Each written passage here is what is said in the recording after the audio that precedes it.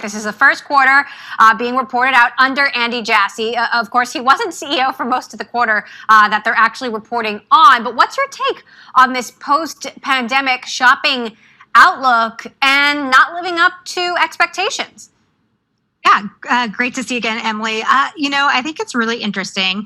One is, I definitely think there's a stronger return to brick and mortar. We actually heard from some of our clients saying that it was stronger than was expected for this quarter. And there's also more options than ever before. The retailers are catching up. There's a lot more competition with curbside delivery, pickup options.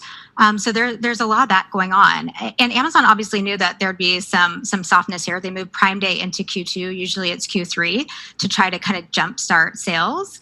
One of the interesting things about that as well that I noticed in the earnings was that one of the goals of Prime Day is to grow subscriptions, Prime subscribers. And that was also softer this quarter as well. It's only up 28% versus last quarter. It was up 34%. So competition, return to brick and mortar, things like that.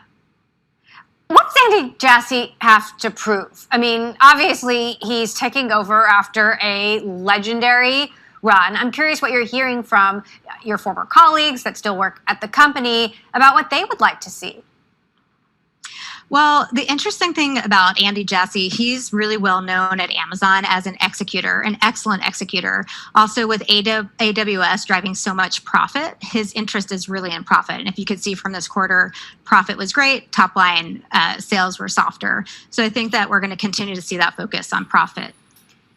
Now, the other question is Jeff Bezos and his role as executive chairman going forward. We were in Van Horn, Texas last week watching the launch. It was surreal to be on the ground in that moment, but a lot of people weren't happy that he's spending his money and time doing this at all. How do you expect Jeff to be involved in the company and that role to be clarified? One of the great things about Jeff Bezos is that he's the innovator and the creative person. I think that's a little bit of the concern with Andy Jassy and Dave Clark kind of in position, is that they're known as executors. Dave Clark, now the CEO, Worldwide Consumer Retail, took Jeff Wilke's spot more on the supply chain logistics side. So really, I do think that Jeff Bezos will be involved on the innovation side, hopefully, just in not having to deal with the everyday issues that Andy's going to have to deal with. So what are your expectations for the next, let's say, 5 months before the end of the year as we move into the holiday season, and typically a big holiday season for Amazon under a new leader, Jeff Bezos as executive chair? What are you watching? Well, I think one of the things that we're all watching is the looming capacity crunch. UPS has already said that they're going to be short 5 million, over capacity, 5 million packages a day.